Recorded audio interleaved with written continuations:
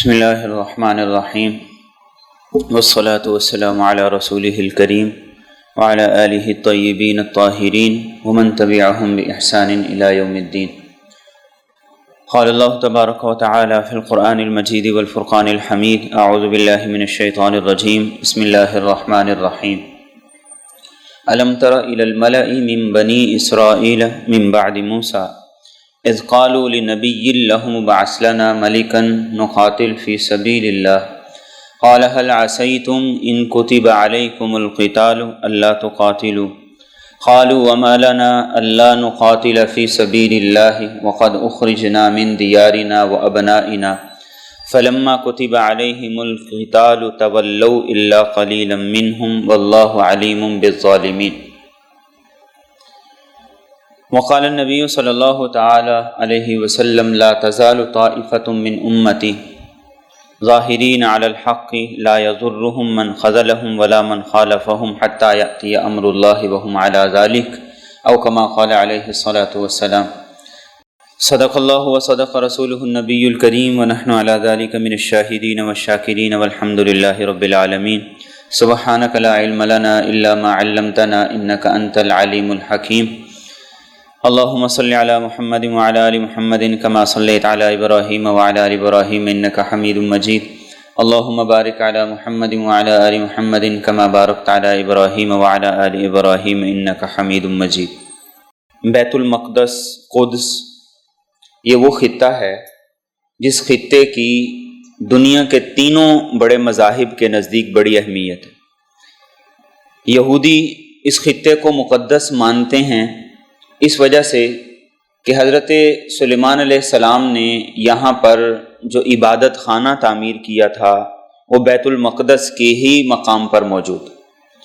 عیسائی اس لیے اس خطے کو مقدس مانتے ہیں کہ اس جگہ پر حضرت عیسیٰ علیہ السلام کی ولادت ہوئی، آپ کا بچپن گزرا اور آپ کا زندگی کا بیشتر حصہ اسی خطے علاقے میں گزرا۔ مسلمان بھی اس خطے کو مقدس مانتے ہیں، اور وہ اس لیے کہ مسلمانوں کا قبلہ اول بھی ہے۔ رسول اکرم صلی اللہ علیہ وسلم کے سفر معراج کا ایک پڑاؤ بھی تھا، اور اس کے علاوہ اس خطے کے ساتھ انبیاء کرام کی سرزمین اور تاریخ جڑی ہوئی ہے۔ اس خطے کو یہودی کیوں حاصل کرنا چاہتے ہیں؟ اس لیے کہ وہ ایک تابوت کی تلاش میں ہیں جسے قرآن کریم تابوت سکینہ کہتا ہے۔ اس خطے کی تاریخ بہت پرانی ہے۔ اگر ہم قرآن کی روشنی میں اس کی تاریخ کو دیکھیں تو ہمیں ابراہیم علیہ السلام کے دور سے اس کی تاریخ ملتی ہے کہ ابراہیم علیہ السلام نے اپنے بھتیجے لوط علیہ السلام کو لے کر ہجرت کی تھی عراق سے فلسطین کی طرف، جس کا قرآن کریم تذکرہ کرتا ہے وَنَجَّيْنَاهُ وَلُوطًا إِلَى الْأَرْضِ الَّتِي بَارَكْنَا فِيهَا لِلْعَالَمِينَ۔ اب آپ کی اس علاقے کی طرف ہجرت کے بعد، جو فلسطین کا علاقہ ہے، یہاں ہجرت کرنے کے بعد اب ابراہیم علیہ السلام کو اللہ نے بیٹے دیے، ایک اسماعیل، ایک اسحاق۔ اسماعیل علیہ السلام بیت اللہ کے پاس جا کے آباد ہوئے، اور اسحاق علیہ السلام یہیں پر جہاں مسجد اقصیٰ ہے، بیت المقدس ہے، یہاں پر آباد ہوئے، اور ابراہیم علیہ السلام نے یہاں پر ایک مسجد کی بھی تعمیر کی تھی، عبادت گاہ کی بھی تعمیر کی تھی، اور وہ عبادت گاہ وہ یہی تھی جو کہ حضرت آدم علیہ السلام نے پہلے تعمیر کی تھی، اور اس کی دوسری تعمیر پھر حضرت ابراہیم علیہ السلام نے کی، اور اس کے بعد پھر یہیں پر مسجد اقصیٰ موجود ہے۔ اب ابراہیم علیہ السلام کے بیٹے یہاں پر تھے اسحاق علیہ السلام۔ اسحاق علیہ السلام کے بعد آئے ان کے بیٹے یعقوب علیہ السلام۔ یعقوب علیہ السلام کے بعد ان کے بیٹے آئے یوسف علیہ السلام۔ ان تمام انبیاء کا ذکر قرآن کریم میں موجود ہے۔ یوسف علیہ السلام پھر مصر چلے گئے، قرآن کریم سورۃ یوسف میں اس کا بھی تذکرہ کرتا ہے، اور مصر جانے کے بعد بنی اسرائیل مصر کے اندر جا کے آباد ہو گئے۔ اب مصر میں آباد ہونے کے بعد وقت گزرتا گیا یہاں تک کہ وہاں پر فرعون کی حکومت آئی، بنی اسرائیل پر بہت زیادہ زوال آیا، اس نے ان کو غلام بنایا اور ان کے ساتھ بڑا ہی ظلم کیا، عورتوں کو زندہ رکھ دیتا تھا، باندیاں بنا لیتا تھا، نوجوانوں کو قتل کر دیتا تھا، یہاں تک کہ قرآن کریم کے بیان کے مطابق اللہ رب العزت نے موسیٰ علیہ السلام کو مبعوث کیا۔ اب موسیٰ علیہ السلام کی جب بعثت ہوئی تو آپ کی بعثت میں سے ایک مقصد یہ تھا کہ بنی اسرائیل کو آزادی دلائی جائے، اور یہی موسیٰ علیہ السلام نے فرعون سے جا کر کہا تھا ان ارسل معنا بنی اسرائیل، کہ ہمارے ساتھ بنی اسرائیل کو بھیجو، انہیں آزاد کرو، ان پہ ظلم نہ کرو۔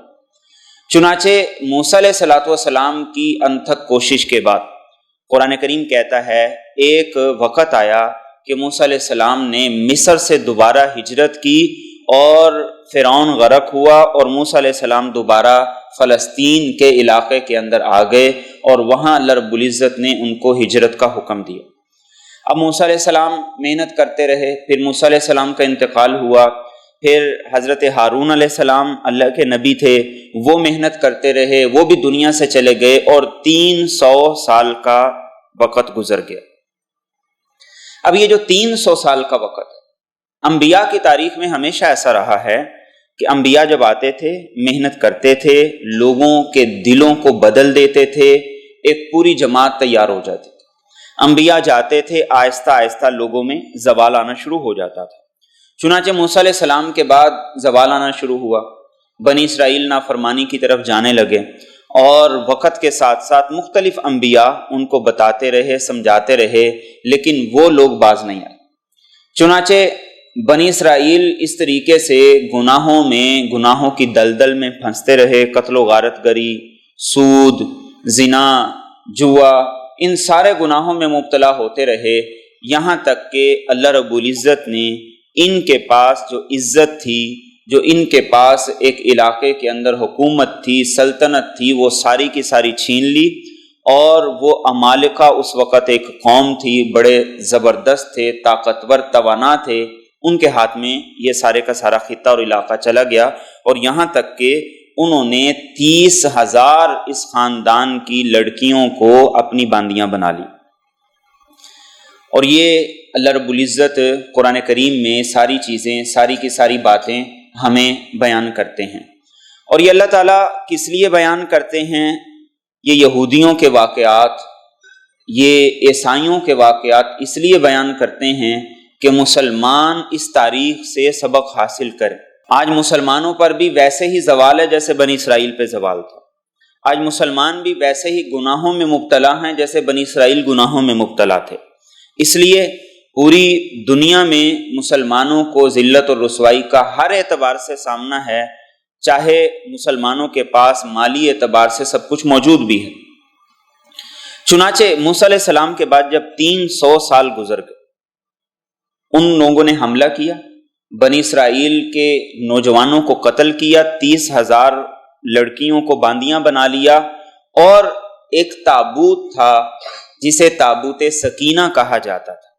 اس تابوت میں موسیٰ علیہ السلام کا عصا تھا، ہارون علیہ السلام کا جبہ تھا، موسیٰ علیہ السلام کا جبہ تھا، اور اس تابوت کے اندر موسیٰ علیہ السلام کے اوپر جو من و سلوہ نازل ہوتا تھا اس کا کچھ حصہ تھا، تورات کی تختیاں تھیں، اور اس کے کچھ حصے تھے جو اس میں رکھے ہوئے تھے۔ بنی اسرائیل اس کی طرف رخ کر کے نماز پڑھا کرتے تھے، جیسے ہم بیت اللہ کی طرف رخ کر کے نماز پڑھتے ہیں، اور بنی اسرائیل اسے ساتھ ساتھ رکھتے تھے، جہاں جاتے اس کو ساتھ رکھتے تھے، اور اللہ رب العزت اس کی برکت سے ان کو دشمنوں پہ فتح عطا کرتا تھا۔ چنانچہ جب ان کا اس قوم پر تسلط ہوا تو وہ اس قوم کو بھی برباد کر گئے، اور ساتھ وہ تابوت سکینہ جو تھا اس کو بھی اٹھا کر لے گئے۔ اب بنی اسرائیل پر اور زیادہ ذلت اور پریشانی بھی۔ وقت گزرتا گزرتا آخر ان کو احساس ہوا کہ ہم لوگ جس ذلت میں مبتلا ہیں اس سے نکلنے کا کوئی حل ہونا چاہیے، اور خاندان موسیٰ علیہ السلام کا سارا تقریباً ختم ہو چکا تھا۔ ایک صالح نوجوان تھا، اور وہ صالح نوجوان بھی شہید ہو گیا، تو اس کی بیوی بعد میں زندہ رہی۔ اس نے اللہ سے دعا کی کہ اللہ مجھے نیک صالح اولاد عطا کر، جس کے ذریعے سے اللہ بنی اسرائیل کو دوبارہ طاقت دے، غلبہ دے، اور دوبارہ اللہ رب العزت ان کو عزت عطا کرے۔ ماؤں کی دعاؤں میں اللہ نے بڑی برکات رکھی ہیں، اور ماؤں کی دعائیں ہی ہوتی ہیں جو آنے والی نسل کی تربیت کا بھی پتہ دیتی ہیں اور ان کی ترجیحات کا بھی پتہ دیتی ہیں۔ چنانچہ قرآن کریم میں بھی ہمیں یہ بات ملتی ہے۔ تو اللہ رب العزت نے اس ماں کو ایک بیٹا عطا کیا، جس بیٹے کا نام اس نے رکھا سمویل۔ سمویل کا لفظ عربی زبان کا لفظ نہیں ہے، یہ عبرانی زبان کا لفظ ہے، جس کا معنی ہے کہ اللہ نے سن لی۔ اللہ سے بیٹا مانگا تھا، اللہ نے سن لی۔ اب یہ بیٹا جب بڑا ہوا تو اللہ رب العزت نے اس کو اس قوم میں نبوت عطا کی۔ یہ بنی اسرائیل کے انبیاء میں سے ایک تھے۔ اب یہ وقت گزرتا گیا، محنت کرتے گئے، لوگوں کے دلوں کو جھنجھوڑتے رہے اور ان کو بیدار کرتے رہے۔ آخر قوم کے لوگوں کو کچھ خیال آ گیا، تو انہوں نے یہ سوچا کہ اب ہمیں اس زوال سے نکلنے کے لیے اپنے نبی سے درخواست کرنی چاہیے، اور زوال سے نکلنے کا ایک ہی راستہ ہے، اور وہ ہے جہاد کیا جائے۔ چنانچہ قرآن کریم سورۃ بقرہ میں دوسرے سپارے کے اختتام کے 2 رکوعات میں اس واقعے کو بیان کرتا ہے۔ الم تر الی الملأ من بنی اسرائیل من بعد موسیٰ۔ موسیٰ علیہ السلام کے 300 سال کے بعد وہ سردار سارے کے سارے اکٹھے ہوئے، اور موسیٰ علیہ السلام کے بعد جو اس وقت دور کے نبی تھے حضرت سمویل علیہ السلام، ان کے پاس آئے اور انہوں نے جا کر کیا کہا، اذ قالوا لنبی لہم ابعث لنا ملکا نقاتل فی سبیل اللہ، کہ ہم جس زوال کا شکار ہیں، آپ کو چاہیے کہ آپ سپہ سالار ایک مقرر کریں اور اس سپہ سالار کی ماتحتی میں ہم جہاد کریں۔ چنانچہ ان کے نبی ان کو اچھے طریقے سے جانتے تھے، سمجھتے تھے یہ کیسے لوگ ہیں اور کس مزاج کے لوگ ہیں۔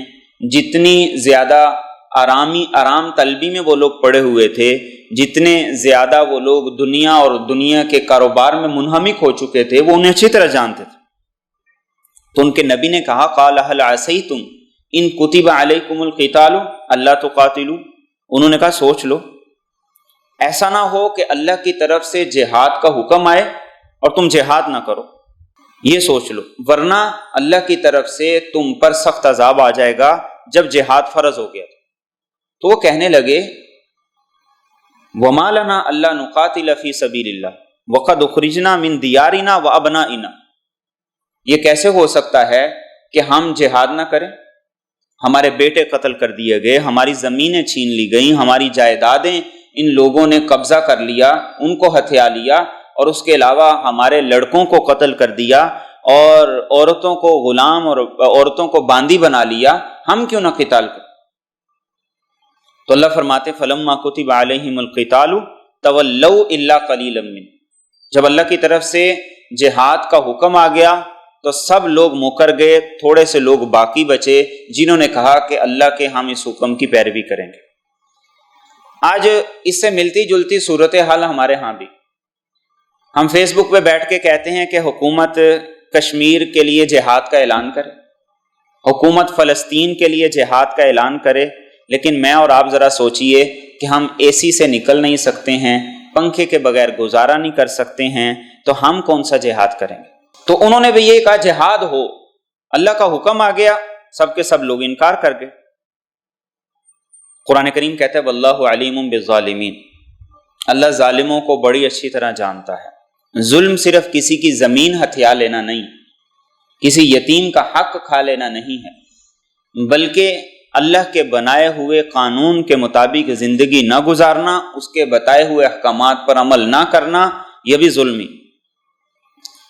چنانچہ انہوں نے اپنے نبی سے درخواست کی کہ آپ ایسا کیجئے کہ ہم لوگ جو باقی ہیں جہاد کے لیے تیار ہیں، آپ ایک سپہ سالار مقرر کیجیے۔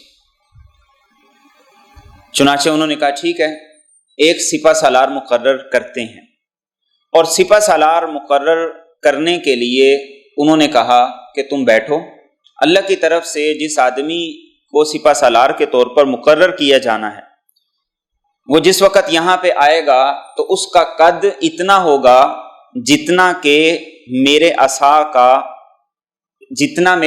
کی پیمائش ہے، جتنا لمبا میرا عصا ہے، لاٹھی ہے، اس کا قد اتنا ہوگا، اور میرے پاس جو اس وقت خوشبودار تیل کی شیشی پڑی ہے، اس میں جوش آ جائے۔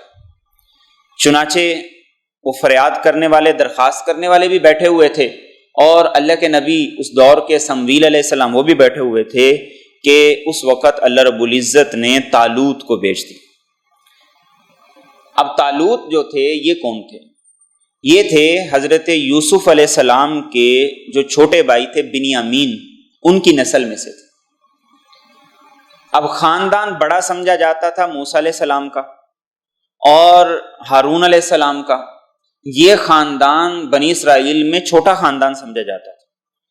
چنانچہ ان کے نبی نے کہا کہ تم نے درخواست کی تھی، ان اللہ قد بعث لکم طالوت ملکا، اللہ نے طالوت کو تمہارا سپہ سالار مقرر کر دیا ہے۔ تو وہ بپھر گئے، انہوں نے کہا انا یکون لہ الملک علینا ونحن احق بالملک منہ ولم یؤت سعۃ من المال، یہ سپہ سالار کیسے ہو سکتا ہے؟ ہم بڑے خاندان کے، یہ چھوٹے خاندان کا، اور ولم یؤت سعۃ من المال، اس کے پاس تو پیسہ ہی نہیں ہے، اور وہ اس دور کے اندر کپڑے کی رنگائی کا کام کیا کرتے تھے، یعنی بہت بڑا کاروبار بھی نہیں تھا۔ تو نبی نے جواب میں کہا ان اللہ اصطفاہ علیکم، پہلی بات یہ ہے یہ اللہ کا انتخاب ہے، اللہ کا انتخاب نہ خاندان کی بنیاد پہ ہوتا ہے نہ پیسے کی بنیاد پہ ہوتا ہے۔ وزادہ بسطۃ فی العلم والجسم، یہاں علم چاہیے جہاد کا، یہاں مجاہدین کو جوڑنا کیسے ہے، تنظیم سازی کیسے کرنی ہے، دشمن سے لڑنا کیسے ہے، وہ اللہ نے اس کو عطا کی، اور اللہ نے اس کو جسمانی قوت بھی عطا کی ہے۔ چنانچہ طالوت وہ 30 سال کے نوجوان تھے، چنانچہ انہوں نے نہیں مانا، لیکن سمویل علیہ السلام چونکہ خود نہیں جا سکتے تھے، بہت بوڑھے ہو چکے تھے، ضعیف تھے، اس لیے انہوں نے ایک لشکر کو ترتیب دینا شروع کیا، اور وہ لشکر ترتیب دینے لگے تو 80,000 اور ایک روایت کے مطابق 70,000 کا لشکر تیار ہو گیا کہ ہم مل کر لڑائی کریں گے، جہاد کریں گے۔ چنانچہ طالوت علیہ السلام کو سپہ سالار بنا دیا گیا۔ آپ نبی نہیں تھے، نبی سمویل علیہ السلام تھے، سپہ سالار آپ بن گئے۔ اب جب سپہ سالار بن کے جب لشکر روانہ ہونے لگا تو حضرت سمویل نے جو ان کے نبی تھے ان کو یہ بتایا کہ اللہ کی طرف سے اس سپہ سالار کی سچائی کی اور صداقت کی ایک نشانی ہوگی، اور وہ نشانی کیا ہوگی؟ قرآن کریم تذکرہ کرتا ہے وقال لهم نبیہم ان آیۃ ملکہ ان یأتیکم التابوت فیہ سکینۃ من ربکم وبقیۃ مما ترک آل موسیٰ وآل ہارون تحملہ الملائکہ۔ فرمایا ان کی سچائی کی ایک نشانی یہ ہوگی کہ اللہ رب العزت وہ تابوت سکینہ جس میں حضرت ہارون کے باقیات موجود ہیں، تورات کے ٹکڑے موجود ہیں، موسیٰ علیہ السلام کا جبہ موجود ہے، اور موسیٰ علیہ السلام کا عصا موجود ہے، من و سلوہ کا کچھ حصہ موجود ہے، اللہ وہ تمہیں واپس دے دے۔ چنانچہ ادھر سے لشکر روانہ ہوا، اور جو لوگ اس تابوت سکینہ کو لوٹ کر لے گئے تھے ان کے اندر اللہ نے وبا آ گئی، اور وبا اس طریقے سے پھوٹ پڑی کہ جہاں بھی وہ تابوت کو لے کر جاتے وہ علاقہ وبا کی لپیٹ میں آ جاتا، پورے کا پورا علاقہ تباہ ہو جاتا۔ چنانچہ ان کی 5 بستیاں تباہ ہو گئیں، تو انہوں نے کہا کہ اس کی وجہ سے ہمارے ہاں تباہی آ رہی ہے۔ انہوں نے بیل گاڑی پہ اس تابوت کو رکھا اور اس کو علاقے سے نکال دیا۔ اللہ نے فرشتوں کو لے کر اب وہ تابوت ان بنی اسرائیل کے پاس پہنچ گیا جن کے سپہ سالار طالوت علیہ السلام تھے۔ اب یہ وہ تابوت سکینہ ہے جس کو اللہ رب العزت نے انہیں دوبارہ واپس کر دیا، ان کی ہمت بلند ہو گئی، حوصلہ بلند ہو گیا۔ چنانچہ اب جہاد کے لیے نکل پڑے، اور ان کو اس بات کا یقین ہو گیا کہ اللہ کی طرف سے ہمیں فتح بھی عطا ہوگی۔ قرآن کریم اب اگلے واقعے کا ذکر یوں کرتا ہے فلما فصل طالوت بالجنود، اب 70,000 کا یا 80,000 کا لشکر تھا۔ جب یہ اپنے علاقے سے نکلا تو چونکہ دشمن سے مقابلہ تھا، یہ لوگ پہلے سے ہی ہمت ہارے ہوئے تھے اور بڑے عرصے سے آرام پرست تھے، بالکل جفا کشی اندر تھی نہیں، تو طالوت نے یہ کہا ان اللہ مبتلیکم بنہر، آگے ایک نہر آ رہی ہے اور اس نہر کے ذریعے سے امتحان ہوگا، اور وہ امتحان کیا ہوگا؟ امتحان یہ ہوگا فمن شرب منہ فلیس منی ومن لم یطعمہ فإنہ منی الا من اغترف غرفۃ بیدی، کہ اب ہم چل رہے ہیں پانی پاس جتنا موجود تھا وہ ختم ہونے والا تھا، نہر آ رہی ہے، اللہ کی طرف سے امتحان یہ ہے کہ کسی نے اس نہر سے پانی نہیں پینا، اور کسی کو بہت زیادہ ضرورت ہے، مجبوری ہے، تو پھر وہ چلو میں لے کے 2-3 چلو پانی بھر کے پی لے، اس سے زیادہ پانی نہ پی، الا من اغترف غرفۃ بیدہ۔ اب 70,000 کا لشکر جب پانی تک پہنچا تو جفا کشی پہلے سے نہیں تھی اور محنت تھی نہیں، تیاری تھی نہیں، اللہ کے اس امتحان میں وہ 70,000 میں سے سارے کے سارے لوگ فیل ہو گئے، سب نے پیٹ بھر کے خوب اچھی طرح پانی پی۔ پانی پیاس نہیں بجھاتا، پیاس تو اللہ کا حکم بجھاتا ہے۔ اگر پانی پیاس بجھاتا ہوتا تو پھر جن لوگوں کو ایک بیماری ہوتی ہے، استسقاء کی بیماری، پیاس لگنے کی بیماری، تو وہ پانی سے بجھ جاتی۔ اللہ نے امتحان رکھا کہ پانی نہیں پینا، چنانچہ جن لوگوں نے پیٹ بھر کے پانی پی لیا، اب کیا ہوا، ان 70,000 میں سے 313 کے علاوہ سب کے سب لوگ کہنے لگے اب ہم آگے نہیں جا سکتے۔ 70,000 میں سے صرف 313 باقی رہ گئے۔ قالوا لا طاقت لنا اليوم بجالوت وجنودی، آگے مقابلہ تھا جالوت سے اور بہت طاقتور تھا، بہت بڑی فوج تھی، تو انہوں نے کہا ہم آگے نہیں جا سکتے، ہم اس سے مقابلہ نہیں کر سکتے۔ قال الذين يظنون انهم ملاقو الله كم من فئة قليلة غلبت فئة كثيرة بإذن الله والله مع الصابرين۔ 313 جو باقی رہ گئے تھے وہ 2 طرح کے لوگ تھے، ایک تو وہ تھے جنہوں نے بالکل پانی پیا ہی نہیں، اور ایک وہ تھے جنہوں نے چلو میں لے کے تھوڑا یا زیادہ پانی پی لیا تھا۔ چنانچہ قرآن کریم یہاں یہ بیان کرتا ہے کہ انہوں نے یہ کہا کہ یہ نہ دیکھو ہم تھوڑے ہیں یا زیادہ ہیں، اللہ کی ذات پہ یقین ہے تو پھر ہمیں آگے چلنا چاہیے، مقابلہ کرنا چاہیے۔ انہوں نے کہا کہ تاریخ میں بارہا دفعہ ایسا ہوا کہ تھوڑے تھوڑے لوگ تھے، تھوڑی تھوڑی جماعتیں تھیں، چھوٹے چھوٹے لشکر تھے، اللہ نے انہیں بڑے بڑے لشکروں پر غالب کر دیا، فتح کر دی۔ واللہ مع الصابرین، لیکن شرط کیا ہے؟ استقامت۔ شرط کیا ہے؟ جواں مردی، ثابت قدمی، یہ دکھانی پڑے گی۔ اب چنانچہ مقابلے کے لیے دونوں لشکر آمنے سامنے ہو گئے۔ قرآن کریم بیان کرتا ہے وَلَمَّا بَرَزُوا لِجَالُوتَ وَجُنُودِ، ایک طرف جالوت کا لشکر تھا اور بہت بڑا لشکر، اور دوسری طرف طالوت تھے اور ان کے ساتھ ان کا لشکر تھا، تو انہوں نے اس موقع پر اللہ سے دعا کی ربنا افرغ علینا صبرا وثبت اقدامنا وانصرنا علی القوم الکافرین، کہ اللہ ہمیں ثابت قدمی عطا فرما اور ثابت قدمی ہم پر انڈیل دے، ہمارے قدموں کو ثابت قدم فرما اور کافروں کے خلاف ہماری مدد فرما۔ اللہ کے رسول صلی اللہ علیہ وسلم جس وقت صحابہ کو غزوہ بدر کے لیے لے کے نکلے تھے تو آپ نے بھی 313 صحابہ کے ساتھ مقابلہ کیا تھا۔ اس موقع پر آپ نے بھی اللہ سے یہی دعا کی تھی کہ اللہ یہ مٹھی بھر لوگ ہیں، اگر آج یہ مار دیے گئے تو قیامت تک اسلام کا نام لینے والا کوئی باقی نہیں رہے گا، اے اللہ ان کو فتح عطا کر اور دشمنوں کو شکست عطا کر۔ اب دستور یہ ہوا کرتا تھا کہ مقابلے کے آغاز سے پہلے ایک ایک نوجوان، ایک ایک بہادر وہ آتا تھا، یہ دونوں آپس میں مقابلہ کرتے تھے اور پھر اس کے بعد عمومی جنگ ہوا کرتی تھی۔ چنانچہ جالوت نے جب دیکھا کہ یہ تھوڑا سا لشکر ہے، 313 لوگ ہیں اور میرے پاس اتنا بڑا لشکر ہے، میں خود بڑا طاقتور ہوں، تو وہ کہنے لگا کہ ان 313 سے تو میں اکیلے مقابلہ کروں گا۔ وہ آگے بڑھا اور اس نے آگے بڑھ کر کہا کہ آؤ کون میرے مقابلے کے اندر آتا ہے۔ اب 313 کا لشکر ہمت تو دکھائی، لیکن اب اس کے مقابلے کے اندر کون آئے؟ یہ بیعینی ہی غزوہ خندق کی مثال لے لیجئے کہ غزوہ خندق میں جس وقت ایک کافر خندق پار کر کے آ گیا اور اس نے آ کر کہا کہ آؤ میرے مقابلے میں کون آتا، حضرت علی کھڑے ہو گئے، آپ نے کہا بیٹھ جاؤ، بھی تم بچے ہو۔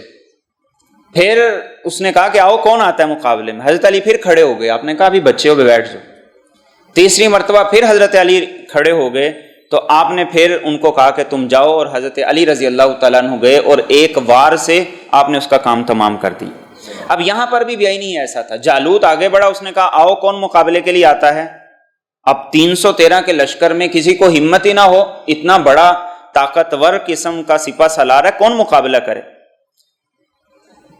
اور اس لشکر کے اندر داؤد علیہ السلام جو اللہ کے نبی ہیں ان کے والد بھی موجود تھے, اور داؤد علیہ السلام اپنی عمر کے 20 سال گزار چکے تھے. چنانچہ داؤد علیہ السلام لڑنے کے لیے تو نہیں آئے تھے, وہ اپنے بھائیوں کو, ان کے 6 بھائی اس لڑائی میں شریک تھے, اپنے بھائیوں کو اور اپنے والد کو کوئی تیر اور سامان یہ چیزیں دینے کے لیے آئے تھے. داؤد علیہ السلام جب پہنچے تو انہوں نے دیکھا کہ یہاں وہ اعلان کر رہا ہے کوئی مقابلے کے لیے آئے, کوئی آگے بڑھے, اور کوئی آگے ہی نہیں بڑھ رہا. وہ طالوت کے پاس گئے اور انہوں نے جا کر کہا کہ اجازت ہو تو میں اس کے مقابلے پہ آؤں. طالوت کشمکش میں مبتلا ہو گئے کہ جہاں اتنے کڑیل نوجوان آگے نہیں بڑھ رہے تو وہاں یہ 20 سالہ نوجوان کیا کرے گا, اور لڑنے کے لیے بھی نہیں آیا, یہ تو ویسے کسی کام آیا تھا. اور داؤد علیہ السلام کو اس وقت نہ تیر چلانا آتا تھا اور نہ ہی تلوار چلانی آتی تھی, بلکہ آپ بکریاں چرایا کرتے تھے, بہادر بہت تھے, اور آپ غلیل چلایا کرتے تھے. تو چنانچہ کشمکش کے بعد انہوں نے کہا کہ ٹھیک ہے. داؤد علیہ السلام کو کہا کہ تم جاؤ مقابلہ کرو. داؤد علیہ السلام آگے بڑھے تو جالوت نے کہا یہ بچہ یہ میرے مقابلے کی آیا ہے, تو جس کے پاس نہ تلوار ہے نہ تیر ہے, یہ میرے سے کیا مقابلہ کرے گا. چنانچہ وہ سارے کا سارا زیرہ کے اندر چھپا ہوا تھا, تو داؤد علیہ السلام نے اپنے تھیلے میں سے ایک پتھر نکالا اور غلیل سے اس طریقے سے نشانہ لیا کہ اس کے ماتھے پہ جا کے لگا اور وہ گر گئے. وَقَتَلَ داؤد جالوت, داؤد علیہ السلام نے 20 سال کی عمر میں جالوت کو قتل کر دی. وَآتَاهُ اللَّهُ الْمُلْكَ وَالْحِكْمَةَ وَعَلَّمَهُ مِمَّا يَشَاءُ. ان کی بہادری کو دیکھی تو طالوت نے اپنی بیٹی داؤد علیہ السلام کے نکاح میں دے دی. طالوت کے انتقال کے بعد سپہ سالار بن گئے داؤد علیہ السلام, اور اس طرف سے جو وقت کے نبی تھے سمویل علیہ السلام, ان کا انتقال ہوا, تو ان کے انتقال کے بعد اللہ نے نبوت بھی داؤد علیہ السلام کو دے دی. اب قرآن کریم یہاں پہ کہتا ہے یا داؤد انا جعلناک خلیفۃ فی الارض. داؤد علیہ السلام خلیفہ بن گئے, یعنی حکومت بھی آ گئی اور نبوت بھی آ گئی. اب داؤد علیہ السلام نے کیا کیا کہ وہ جو تابوت سکینہ تھا جو پہلے عمالقہ چھین کر لے گئے, جس میں موسیٰ علیہ السلام کی باقیات تھیں جن کے ذریعے سے ان کو فتح ہوا کرتی تھی, تو داؤد علیہ السلام نے کہا کہ ایک بہت بڑا ہم عبادت خانہ بناتے ہیں اور اس عبادت خانے میں اس کو محفوظ کر کے رکھ دیتے ہیں تاکہ ہم وہاں عبادت بھی کریں, یہ محفوظ بھی رہے.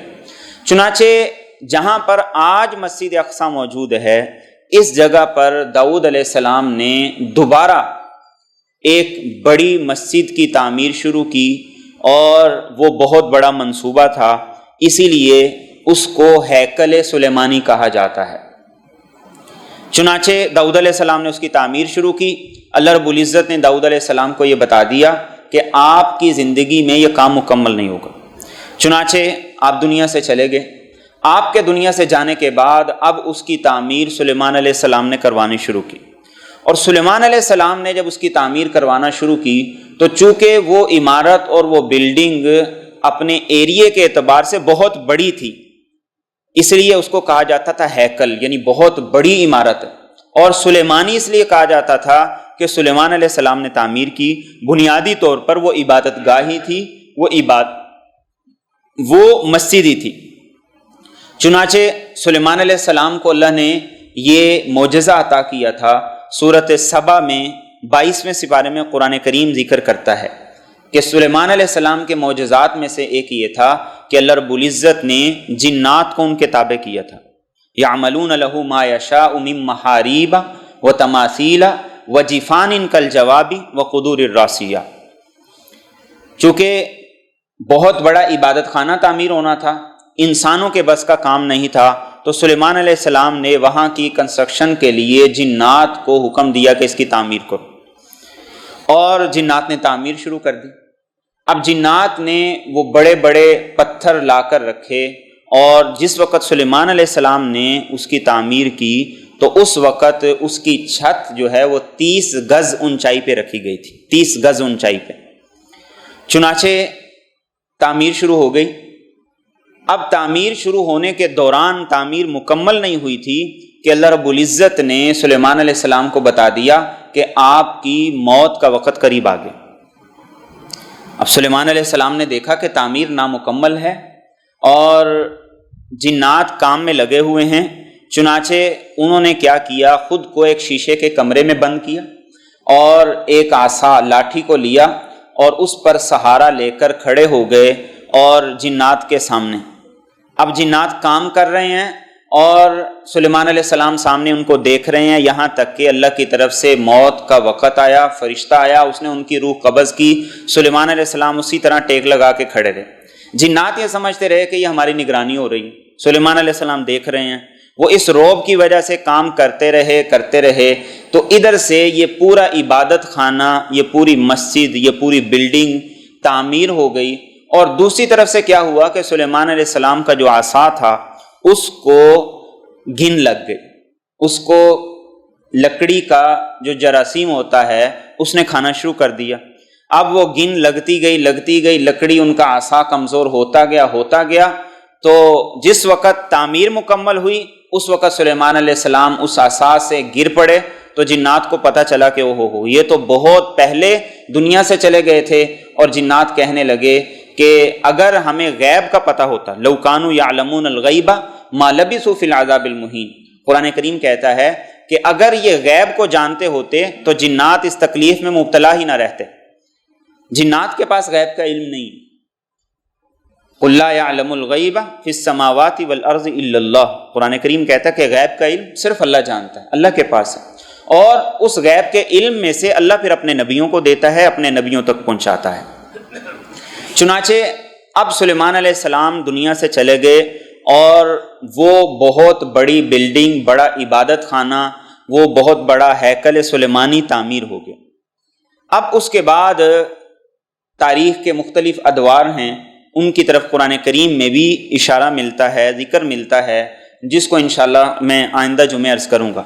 اب یہ جو تابوت سکینہ ہے، یہ جگہ، یہ عبادت گاہ جس کو سلیمان علیہ السلام نے یہاں پر بنایا تھا، موجودہ دور کے عیسائی یہ کہتے ہیں کہ مسجد اقصیٰ کی جگہ پر، اس کی جگہ پر مسجد اقصیٰ کو تعمیر کیا گیا ہے۔